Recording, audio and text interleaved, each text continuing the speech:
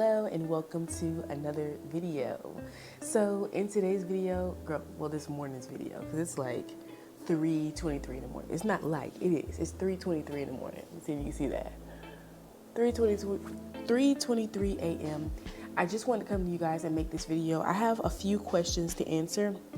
And then I have one, we're going to call it an emotional outburst that I would love to answer. And we're going to answer that one first, okay? So without further ado, let's get into today's video. Okay, so I have been getting this question. I've got a question about AIT. Someone asked, how was my AIT experience? In most of the videos that I'm doing for you guys about basic training, I do try and preface the video by saying, I chaptered out of the military, okay? So to ask me a question about AIT means you're not listening to the video, and for that reason, I'm just not gonna answer any questions about it, okay? If I make a reference to a video, most of the time I will go and link the video for you so you can watch it yourself. See, that's a lot of our problem, is that we're so focused on other people giving us information that we don't want to do our own research, okay? So I, knowing that, have taken it upon myself to give back to a space that I wanted to know this information. Before I went off the basic training, there was some information I wanted to know, because I'm definitely not a person to just go seeking out for information. I'm like, if I'm going to have an experience, I want to have an authentic one. Both of my parents were in the military, so I kind of understood, a few possible outcomes, if you know what I mean. So there's that. So the next question that I got was, why did I get kicked out of the Army? I did not technically get kicked out of the Army. I chose to chapter out. I did leave on medical, so I went to sick call. Go watch that video. I went to sick call. The doctor basically asked me, hey, you want to suffer through? He said that I had scoliosis, which I don't have scoliosis. I knew I didn't have scoliosis then. He knew I didn't have scoliosis then. However, he asked me this question, and that is, do you want to suffer through, or do you want to go home? And I said, send me home, okay? So once you get there, if you actually go there, if you actually go to basic training, you'll see that there's a variety of different people. Some people who are actually injured, and then people who are injured because they want to go home. Did I actually injure myself? Yes, I actually did hurt my back during the medical lanes. And once you hurt yourself, then it's up to them to decide, like, are you fit to stay or you're not? Could I have stayed? Yes, I could have. Did I want to stay? No, because if you go and watch the video, I gave you guys a story about like what was actually going on. And I'm just going to be honest with you, I felt very blessed to be able to leave, because some of the people who were with me there got injured and they're still there, okay? So I will come back to this question, but I want to take time to answer that question. How do you prevent injury? One of you guys asked this question. Let me read it. Could you please create a video about how to prevent injuries during basic training? Since you're a massage therapist, could you demonstrate techniques for massaging or treating muscle soreness? Could you recommend any items to bring to basic training to alleviate these issues? Now, I'm not going to do I will not do a video showing techniques, because you guys are a massage therapist. What I will say is, one of the ways that you prevent injuries is you do not overtrain. Do you have control over that? You do not have control over not overtraining their basic training. They want to overtrain you. They want you to, they want to push you to the limits. So it's very hard to say, how do you prevent injury? Like I mentioned to you guys, the girl, one of my battle buddies, she fell off the back of the truck, and she actually tore her training activity. It was just something, I believe she was a part of the child squad. So there's no way that you can prevent injury. I will say that some people are more prone to injuries. If you can look at your body, or you just have like a very small bone structure, a smaller bone structure, a smaller frame, you might be more susceptible to getting injured, because a lot of the stuff that they do is load bearing, okay? So if you're not used to it, if you just don't have that, like there's some people who are just larger framed, like they have a larger bone structure, they can carry a bit more than people who are not. I'll also say that a lot of the injuries that happen below the belt, okay? So, and this is really in general. So that is the hips and down. Okay, so hips, legs, knees, feet, because there's a lot of running. So what I said was overtraining is what gives you an injury. So to prevent overtraining, the one thing that you can do is to train and get ready for training before you even get there. A lot of people don't do that. So a lot of times the first time someone will ever run would be at basic training. I do not recommend that. I recommend you start running like as soon as you can. If you're not leaving for the next 3 months, get on a schedule, download the Nike Run Club app, get on the schedule and start running. Because I will say that running is probably one of the most, like, you can get injured with running very easily, okay? And if you get a hip injury, if you go to sick hall with a hip injury, okay, I'm just telling you, it might not end too good for you. So a lot of people, I saw, like, one of my battle buddies had a problem with her knees, and she was like, I am not going. And she made it. She made it through the whole basic training, and she was going to get her knees checked out at AIT, okay? So when you get a knee injury, if you get a knee injury, if you get a back injury, if you get a hip injury, and you take those injuries to sick call, the likelihood of you going home is very high. So if you want to go home, go forward, okay? Another thing that I can say is stretch. So when you wake up in the morning, if you have like a good schedule and you're not one of those people who will sleep in the bed until the last possible minute, like if you wake up a little earlier, you can get some stretching done in the morning. They really don't have a good stretching routine. At least my battery did not. So do stretching. I stretch at nighttime as well. I stretched at nighttime as well. I stretch at nighttime as well before I went to, before I went to bed. So I would suggest that you do that. Just do stretches for the hips. So while you're at home, find a stretching routine that works best for you. So go running. When you're done running, come back home. Find a stretching routine that works best for you and implement that stretching routine. Everybody's body is different. What works for you might not work for the next person. And because I don't know your body, I can't give those techniques, and I don't want to be liable, okay? I will say, though, that they had a foam roller there at basic training.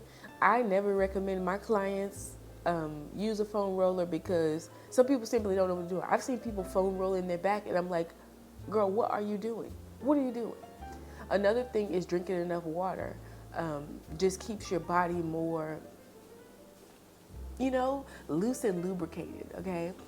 So definitely drinking enough water.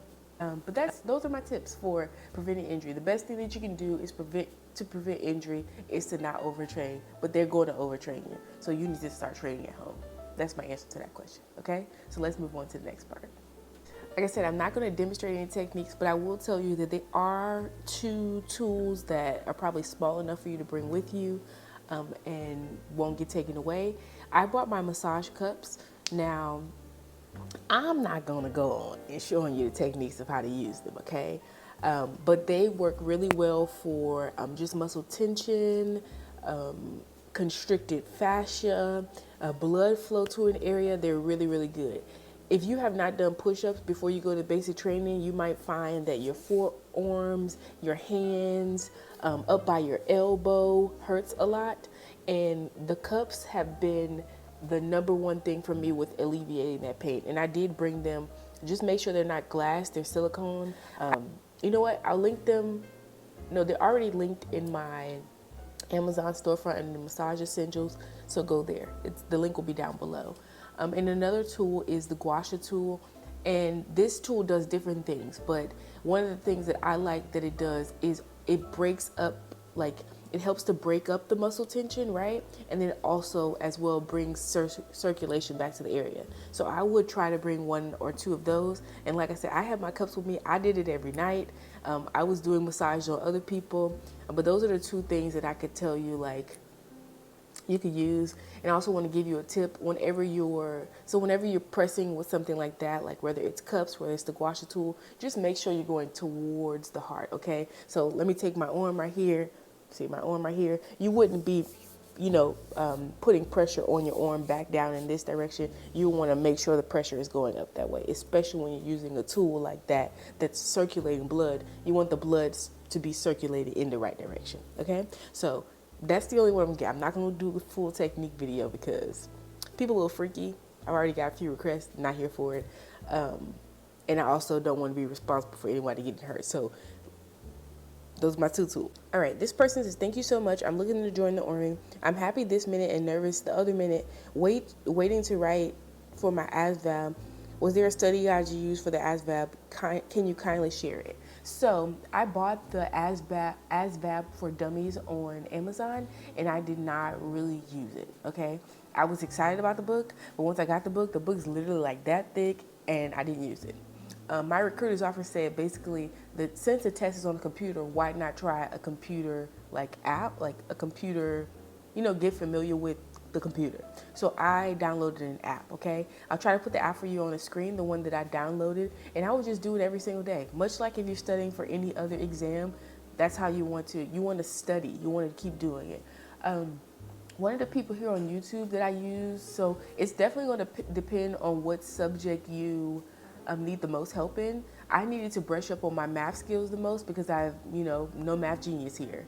However, the language skills, language arts skills and stuff like that, I knew that I didn't need to brush up on it. So if you need to maybe brush up on your language skills, maybe if English is your second language, you might struggle a bit with you might struggle a bit with the grammar and things like that, but there are people here on YouTube who have videos. I use Grammar Hero, I believe that was the name, and don't let the name fool you, it was all math stuff. So it was very helpful. I'm about to be 30 years old, so just remembering how to do some of those math problems. I've been out of high school for a very long time, okay? So that's who I used, and I will always say, don't be nervous. I'm making these videos for you guys so that you can go into this situation informed. So, of course, when people make comments like, you're not even in the Army, why are you making these videos? I'm like, the people want to be informed. If you go and look at some of the people's channels who've made packing list videos, and I can say this because I was going to be one of those people as well. When I made that packing list video, before I left from basic training, if I had not come home, I wouldn't be able to make any of these other videos, okay? Because I simply wouldn't have time for it. My battle buddies who are AIT right now barely have time to text, okay? Barely have time to text. So it's just not a high priority. So for those of you who enjoy these videos, who get something out of them, I'm grateful for that. And for the people who don't and decide they want to leave nasty comments, I'm just gonna block you, okay? Just gonna block you, just like all the other stuff on my channel. So with all that being said, I also want to say that I give a disclaimer because I realize that a lot of people don't have a good experience going off to the military. Not just the Army, it's the military in general. Go here on YouTube and look at some of the stories of people who got out of the military. I consider myself blessed to have gotten out of the madness early, right? To be aware enough to understand some of the things that were going on. And I heard someone say it, and I think it was the best depiction, right? That is, there's two people who join the Army.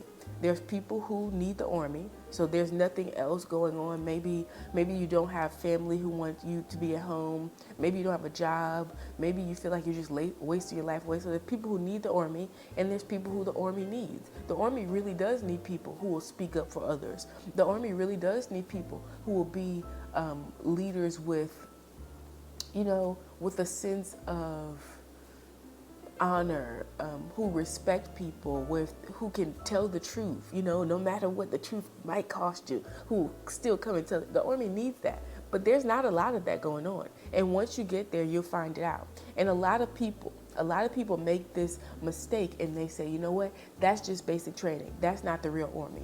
Well, I have two parents that were in the Army, so I know what the real Army looks like. And it looks just like basic training. Basic training is basically training you to become a soldier. Know that this is how life is going to go. You're going to be told what to do and when to do it. If you're okay with that, proceed. If you don't know if you're going to be okay with that, proceed anyway, okay? That's why I did it. Proceed anyway. Go through it anyway. But just know, while you're at basic training, don't let anyone talk you into staying. Even if the process of you going home is long and lengthy, okay? Even if it's a lengthy process, even if it's going to take you 5-6 months to chapter out, if you're there at basic training and you feel at the end of the day, you're not going to be able to do this. Like, you're not going to be able to be talked down to and degraded and feel like less than who you know you are. If you don't feel that way while you're at basic training, Please do not think that it's going to change once you get to AIT and beyond, because it's not. It's not. Okay? It is the way that it goes. Is that some people need that extra discipline. Some people need that extra discipline. Some people need that extra push. Like I told you, it's, a little after 3 o'clock in the morning, I'm making this video. Do you think I'm the person who needs that? I don't. And I exited stage left, okay? So I'm giving you guys this information because I want you to keep your eyes wide open when you go into this situation. I don't want you to be so desperate for an opportunity that you take the wrong opportunity, okay? I just want you to go in with your eyes wide open. That's all. That's why I'm making these videos, okay? So as always, if you have a question, ask a question, and I'll see you in the next video.